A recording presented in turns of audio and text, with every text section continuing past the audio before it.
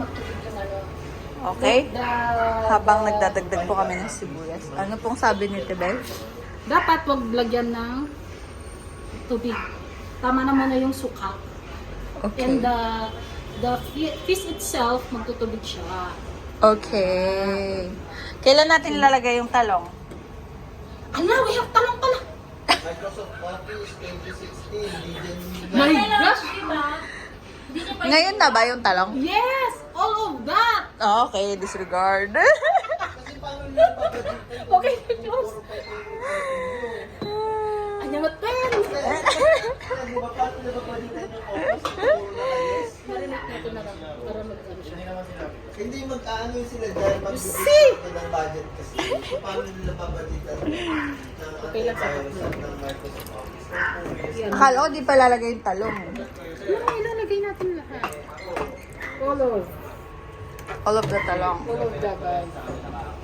Never mind. Ako yung question ko. Iyan na lang natin. Hindi genuine po mo. Kailangan pala ng holder ng sap. Yes, ma'am. So, hindi pala maglalagay ng tubig. No! Pag nag, ano ka, wag ka maglagay ng... Kasi nung last time, naglagay kami ng tubig. No. It's a big no. Kasi yung mga ingredients mo, nagtutubig siya. I didn't know. But now we know. Now we know. With water. Ay, okay lang pala. Kahit ano. Sama na.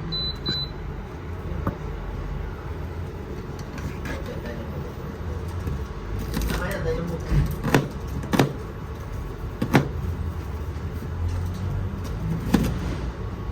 Cut-cut ng mga sibuyas. Marinade ng talong.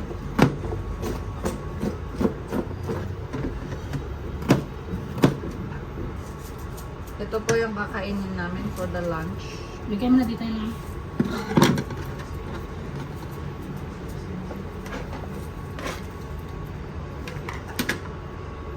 This is for the lunch. Yes.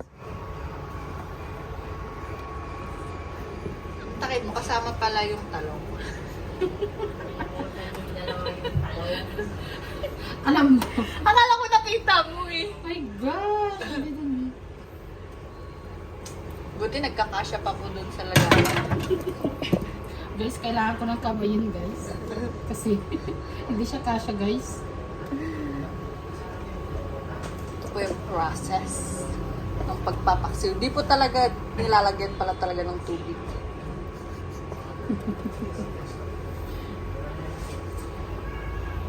Ooh.